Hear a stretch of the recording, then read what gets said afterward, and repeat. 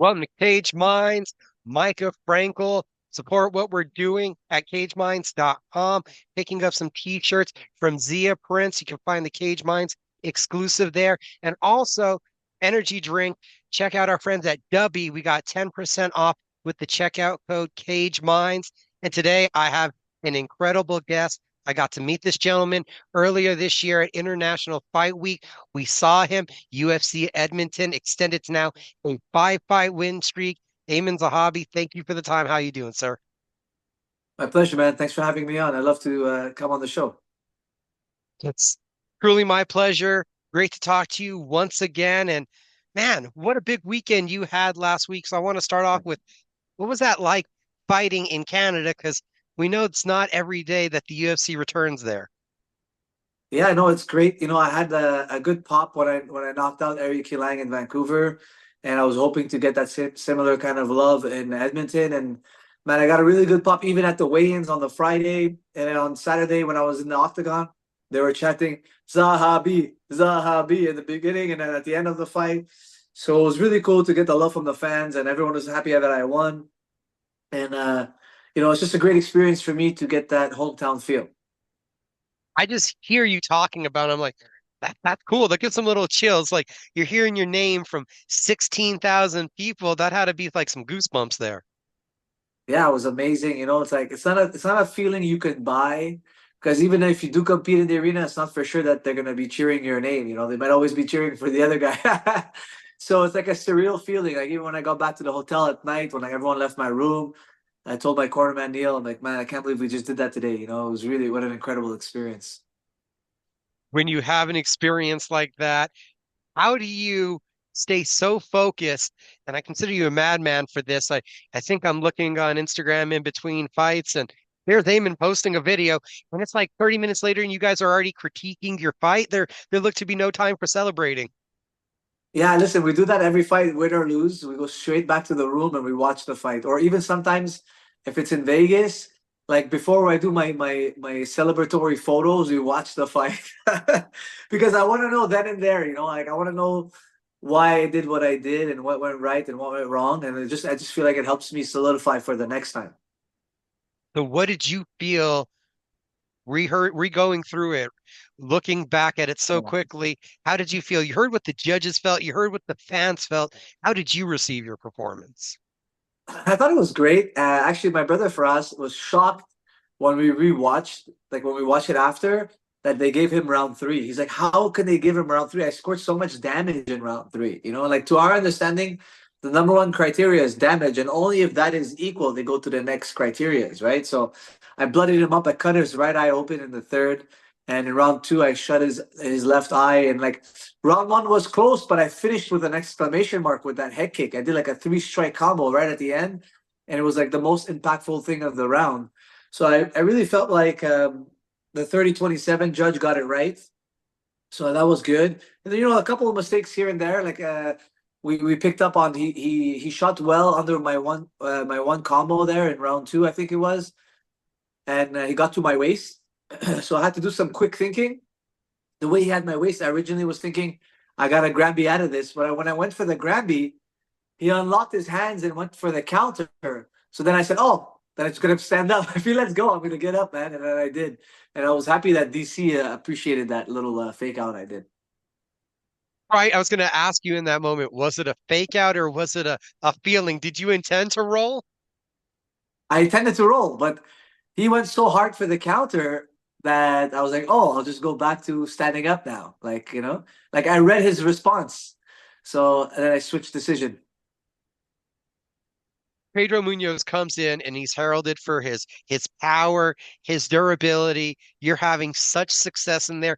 Are you even at a point thinking, what do I got to do to get this guy out of here? His face is swelling up. There's an eye messed up.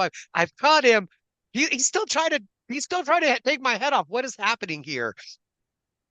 You know what? It's true. He is extremely durable because I hit him with some bombs in there, especially in the middle of round two when we stood toe to toe in the middle of the octagon. I was able to land two crosses like relatively close to one another, like in terms of time. And then in round three, with like a minute left, I stepped in and hit him with a hard one too. and my two hit him right on the chin, and you can see in the video his face like turns completely. But he stood on his like he actually that one he went down and came back up, but like he was still coming forward. Was like, obviously we were preparing for that. Like we knew he had never been finished, but it's still surprising how much damage he can take. And then another thing, he's a very hard hitter, and that's why I was, like so defensively responsible for that fight because I've seen him drop Gutierrez, I've seen him drop Dominic Cruz, I've seen him KO Cody Garbrandt. I've seen him hurt Rob Font. I've seen him hurt so many guys that I had to respect his power, and I felt his punching power on my gloves for sure. You do so much damage. He's firing back. Such an exciting fight. You look quite clean. Couldn't tell you were in a fight recently. How proud of you? Are you more proud of the offensive or the defensive performance in there? Obviously, for me, it's the defensive, and it's because like, my favorite fighters are like Dimitri Pirog, Floyd Mayweather, T-Bud, the guys who really have that defensive skill because I feel like it's very hard to be evasive and to have a good defense. Canelo Alvarez, Rigondeaux, these are the type of guys I look up to, and I just hope to emulate them in a way and like pay homage to them, and then hopefully people respect me for my defensive skill because I think it's pretty easy to learn how to throw punches, but to hit without getting hit, that's the real master class in striking. What do you feel has been some of the things that have helped you to become so defensively safe in there?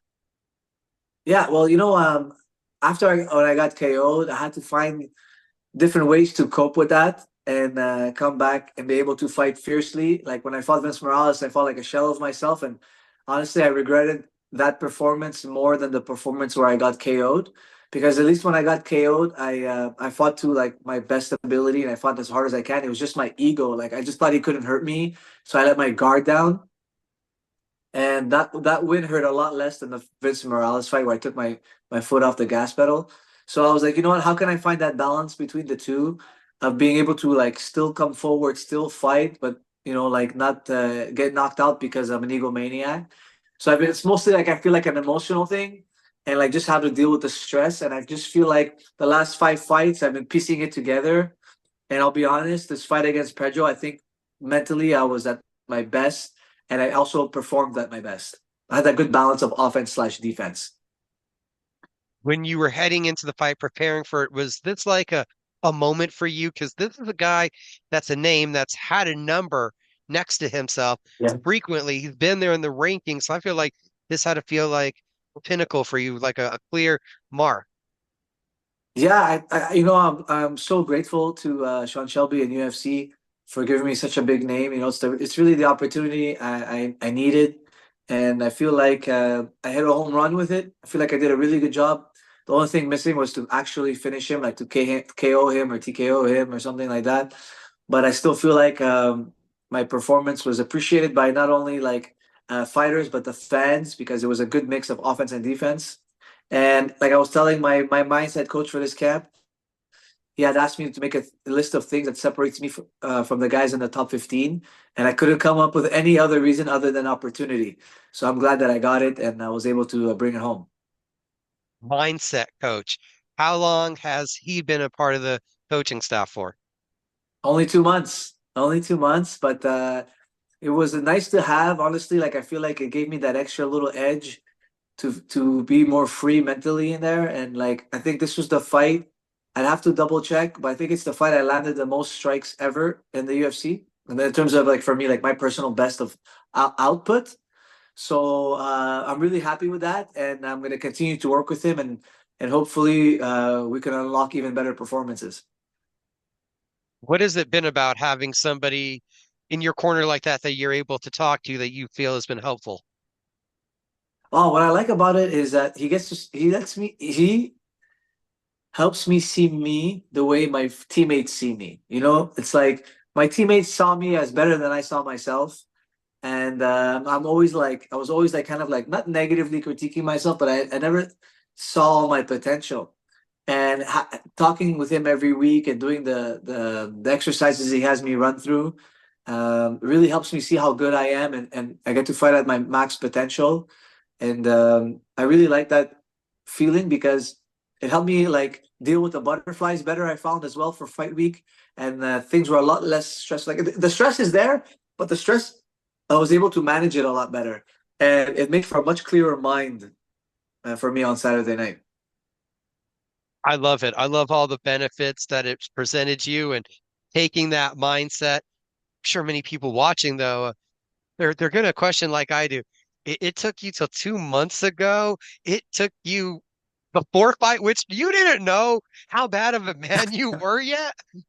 Yeah, yeah, you know, it's a weird thing. Like I was telling my friends, and I was telling Ariel and Wani, like, guys are like hot chicks, man.